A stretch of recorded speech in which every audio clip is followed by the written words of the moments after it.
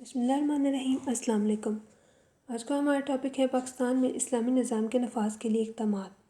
پاکستان کا مطالبہ ہی آزاد اسلامی ریاست کے لیے کیا گیا تھا جس میں قرآن و سنت کی حکمرانی ہو، لیکن پاکستان کے ابتدا میں جو دن تھے وہ اس کی نشو و نما میں گزر گئے۔ 1949 میں قرارداد مقاصد منظور کر کے نظام اسلام کی طرف قدم بڑھایا گیا، لیکن بعد میں ملکی دساتیر میں زبانی اور تحریری طور پر اس کا اعادہ کیا گیا اور قرارداد مقاصد کو آئین میں مناسب مقام دینے کے باوجود بھی عملی قدم نہ کیے جا سکے۔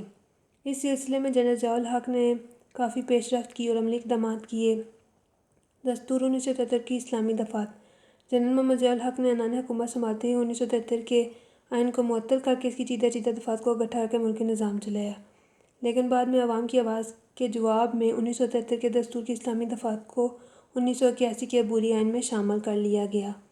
نفاذ اسلام کے لیے سازگار فضا۔ 1977 تک تمام سابقہ حکومتوں نے نفاذ اسلام کو صرف زبانی جمع تک محدود رکھا، لیکن جنرل ضیاء الحق نے اپنی ذاتی کوشش اپنے کردار سے ایسی فضا پیدا کر دی جس سے اسلامی تعلیمات پر عمل کرنا زیادہ آسان ہو گیا۔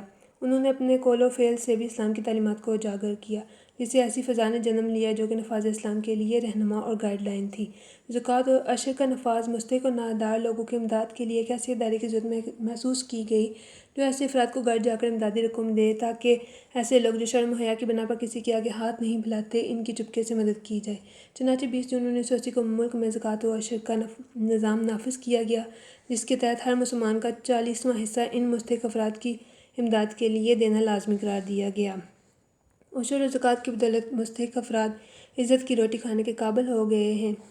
فحش اشتہارات پر پابندی۔ اسلامی نظام کے نفاذ کی طرف یہ ایک احسن قدم تھا۔ ایسے اشتہارات جو فحاشی اور بے حیائی کو دعوت دیتے تھے ان پر پابندی لگا دی گئی۔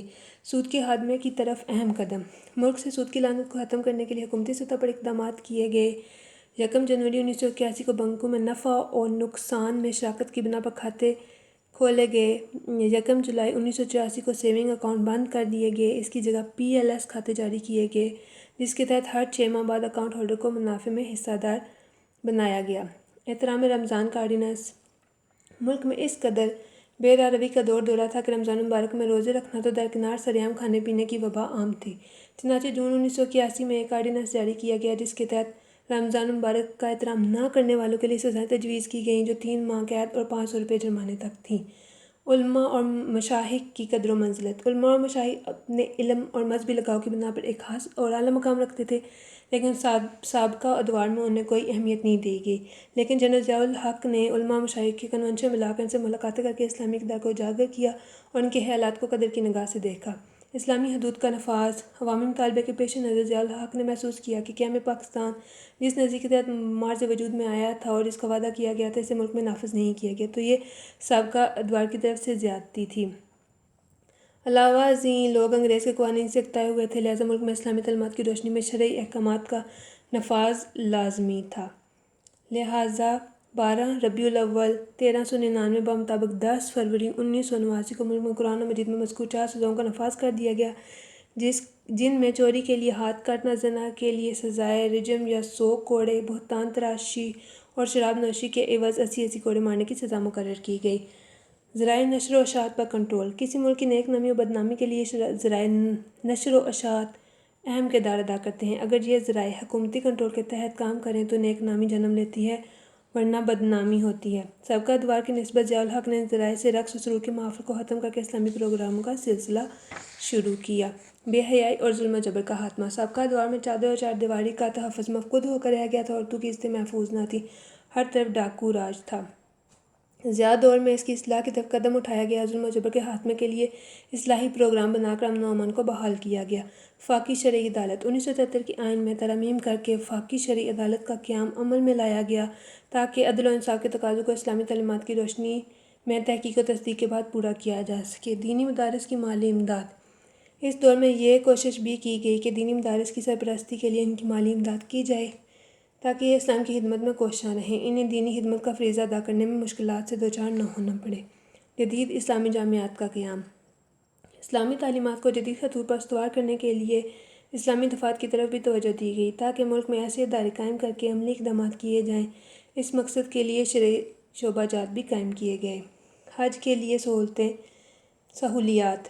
فریضہ حج کی سعادت حاصل کرنے والے صحابہ کو بہتر سہولیات فراہم کرنے کے لیے اقدامات کیے گئے تاکہ حجاج کرام کو کسی قسم کی دشواری کا سامنا نہ کرنا پڑے۔ اس سلسلے میں حج اسکیم کا اجرا بھی کیا گیا۔ قاضی عدالتوں کا قیام۔ ضیاء الحق نے حتی الامکان کوشش کی کہ انگریزوں کے فرسودہ اور پیچیدہ نظام کو ختم کر کے اسلام کا ایسا نظام رائج کیا جائے جس کی وجہ سے پسے ہوئے اور عدالتوں میں مایوس عوام کو سستا اور فوری انصاف مہیا کرنے کے لیے قاضی عدالتوں کا قیام عمل میں لایا گیا تاکہ اسلامی تعلیمات کی روشنی میں حدود اللہ کے تحت مقدمات کا فیصلہ کیا جا سکے۔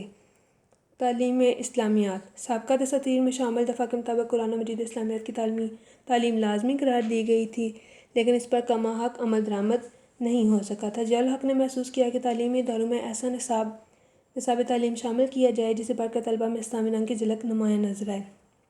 لہٰذا انہوں نے پاکستان اور اسلامی تعلیمات کو روشناس کرانے کے لیے میٹرک سے BA کامرس، میڈیکل اور انجینئرنگ وغیرہ کی سطح تک مطالعہ پاکستان اور اسلامیات کی تعلیم کو لازمی قرار دے کر نصاب کا حصہ بنا دیا۔ فقہ اسلامی اور طلبہ۔ قانون کے طلبہ عام طور پر انگریزی کے بنائے ہوئے قوانین کے تحت ہی پیشہ ورانہ زندگی گزارتے ہیں۔ یہی وجہ ہے کہ انہیں اسلامی احکامات سے بہتر طور پر آشنائی نہیں ہوئی، لہٰذا ملکی قوانین اور اسلامی احکامات کو آپس میں ملانے کے لیے قانون کے نصاب میں اسلامی فقہ کو لازمی قرار دیا گیا۔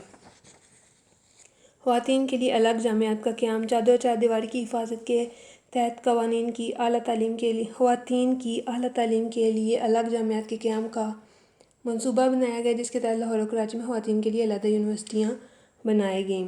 شرعی بینچ سپریم کورٹ۔ وفاقی شرعی عدالت کے تحت دی گئی سزاؤں کی اپیل کے لیے شرعی بینچ کے نام سے سپریم کورٹ میں ایک عدالت کا قیام عمل میں لایا گیا۔ نماز باجماعت کا بندوبست۔ اسکولوں، کالجوں، یونیورسٹیوں اور دفاتر میں وقفہ نماز باجماعت کا اہتمام کیا گیا تاکہ چھوٹی سطح سے اوپر تک اسلام کے اس ایک رکن کی ادائیگی کو یقینی بنایا جا سکے۔ مرزائی اور عبادت گاہیں۔ 1973 کے دستور کے تحت مرزائیوں کو اقلیت قرار دیا گیا تھا اور مسلمانوں کی صف سے خارج کر دیا گیا، لیکن وہ اپنی عبادت گاہوں کو مسجدوں کا نام دیتے تھے اور باقاعدہ اذان دیتے تھے اور مسلمانوں کی طرح نماز ادا کرتے تھے، لہٰذا ان کے عقیدے کے مطابق وہ حضرت محمد صلی اللہ علیہ وسلم کو آخری نبی تسلیم نہیں کرتے تھے، جس کی بنا پر وہ مسلمان کہلوانے اور مسلمانوں کی طرح عبادت کرنے کے مستحق نہ تھے۔ بھٹو کے دور میں مرزائیوں کو مسلمانوں کی صف سے خارج کر دیا گیا تھا۔ اب ضیاء الحق نے ان پر پابندی لگا دی کہ وہ اپنی عبادت گاہوں کو مسجد کا درجہ نہیں دے سکتے اور نہ ہی وہ وہاں پر مسلمانوں کی طرح اذان دے سکتے ہیں۔ قومی لباس کی پابندی۔ سابقہ ادوار میں کسی حکمران نے لباس کے متعلق کچھ نہیں کہا، جس کی وجہ سے جس قسم کا لباس زیب تن کرنا چاہیں کر لیتے تھے، لیکن ضیاء الحق نے آتے ہی کوٹ پینٹ کی جگہ قومی لباس کی پابندی عائد کر دی۔ قومی زبان رائج کرنا۔ انگریزوں نے اپنے دور میں ملکی زبان انگریزی کر دی تھی، چنانچہ دفاتر میں خط و کتابت انگریزی زبان میں ہوتے تھے، حکمرانوں کے خطبات انگریزی زبان میں ہوتے تھے۔ ضیاء الحق نے اس طرف خاص توجہ دی اور اردو کو پاکستان کی قومی زبان قرار دے کر دفتر میں خط و کتابت اردو میں کرنے کی ہدایت کی۔ صدر مملکت اور وزراء کے خطاب بھی اردو میں ہوتے تھے، گاڑیوں کی نمبر پلیٹیں اردو میں لکھی جاتی تھیں، طریقہ امتحان بھی اردو میں کر دیا گیا۔ اس طرح انگریزی زبان کو ثانوی حیثیت حاصل ہو گئی۔ قصاص اور ودیت۔ مروجہ قوانین قتل کے مقدمات میں قانونی تقاضے پورے نہیں کرتا تھا، جس میں حامیاں موجود تھیں۔ ان حامیوں کو دور کرنے کے لیے قصاص اور دیت کا اسلامی قانون نافذ کیا گیا۔ اسلامی نظریاتی کونسل۔ سابقہ دساتیر کی روح سے ملک میں اسلامی نظریاتی کونسل موجود تھی، جس کا کام حکومت وقت کو اسلامی نقطہ نظر سے مشورہ دینا تھا۔ ضیاء الحق نے اس کونسل کو نئے سرے سے تشکیل کیا، جس میں مختلف فرقوں سے تعلق رکھنے والے علماء کرام کی نمائندگی دی گئی تاکہ تفرقہ بازی کا خاتمہ ہو جائے، اسلامی قوانین کو اسلامی رنگ دینے میں متفقہ رائے حاصل کی جا سکے۔ وفاقی محتسب کا عہدہ۔ یہ عام مشہور تھا کہ عوام کو حکومتی اداروں کے خلاف انصاف حاصل نہیں ہوتا، جس کی بنا پر انصاف کے تقاضے پورے نہیں ہوتے، لہٰذا ضیاء الحق نے محسوس کیا کہ ملک میں ایک ایسا ادارہ ہونا چاہیے جو کہ عوامی امنگوں کی ترجمانی کر سکے، چنانچہ ملک میں وفاقی محتسب کا عہدہ پیدا کر کے سردار محمد اقبال سابق چیف جسٹس کو پہلا وفاقی محتسب لگایا گیا تاکہ عوام نوکر شاہی کی زیادتیوں سے محفوظ رہ سکیں، اور اگر حکومتی اداروں سے کوئی شکایت ہو تو اس کے لیے وفاقی محتسب سے رجوع کر کے انصاف حاصل کیا جا سکے، جس میں کافی حد تک کامیابی ہوئی۔ آپ نے اس سبق میں سے 10 شارٹ آنسر کویسچن بنانے ہیں اور اپنی نوٹ بک پر لکھنا ہے اور اپنی حاضری کو یقینی بنائیے۔ اللہ حافظ۔